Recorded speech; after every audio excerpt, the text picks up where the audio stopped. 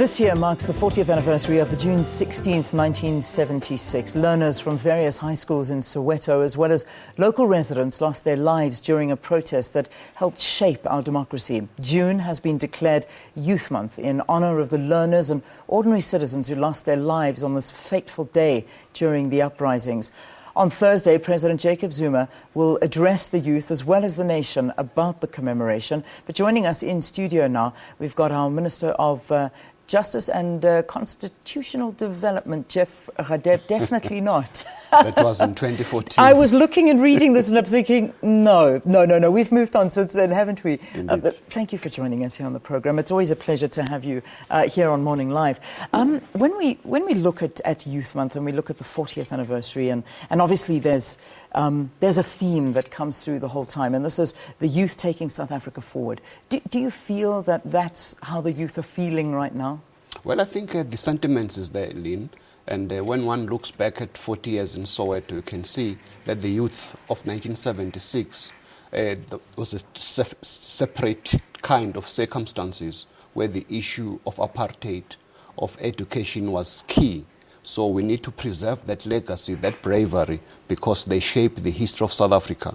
South Africa, after June 16, 1976, changed forever. The socio-political landscape has significantly changed. But the youth of 2016 is different because now we have a democratic South Africa, we've got a constitution, we have a national development plan. There are programs that the government is working with the youth of South Africa in order to ensure that the youth of today must aspire to this vision of 2030. Yeah.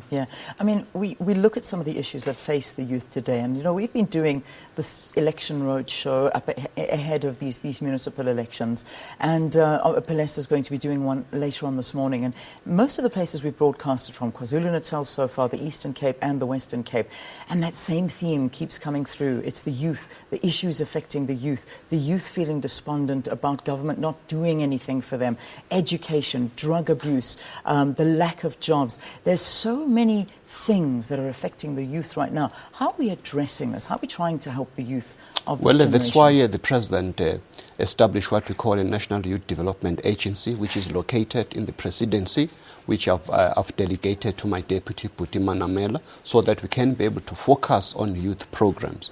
There are a lot of opportunities in government, in small business development, trade and industry, many others, opportunities for young people, not only for education but economic opportunities, so that the youth must not only aspire to get jobs, but they must be job creators themselves. Yeah. We have seen also too the program by the Department of Trade and Industry of creating these black industrialists. The aim also is to ensure that young people must be beneficiaries of all these activities, because as you know, 60% of the population are young people.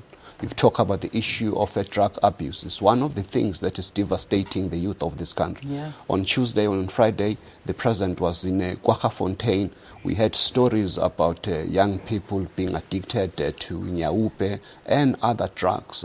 The tragedy that we've just heard now about Hope Zinde and the alleged involvement of a member of the family is a reflection of what we are experiencing in South Africa today. Yeah. But there is a light at the end of this tunnel.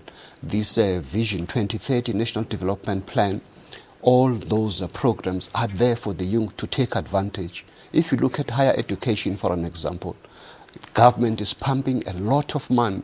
Way back in 1999, we used to spend about 441 million rand providing bursaries to students at institutions of higher learning. Today, we spend more than 9.2 billion rand. So all these opportunities are there for the taking. So the future of the youth of today is unlike the future of those young people of 1976. We have a responsive government. We need that youth, that partnership, so that together we can be able to ensure that the youth moves our country forward. Just one more question, Minister. In terms of, there's the other side of the coin also with children and the rampant abuse of the youth here in South Africa, whether in any form, whether it be through rape, through physical abuse, mental abuse, you name it. But there's also the launch of Child Protection Week that's going to be happening on Sunday, which is another major issue facing our children of today. Just tell us briefly what's going to be done during this particular week. Well, our children is the future, is the flower of the nation. That is why our government is leaving no stone unturned in ensuring that the future of our children is secure. To remember also our icon place particular emphasis on protecting the future of our children. So there'll be a lot of activities conscientizing our neighbors that we are the people who hide these people who abuse our children. It is the uncles, it is your brother next door that you know.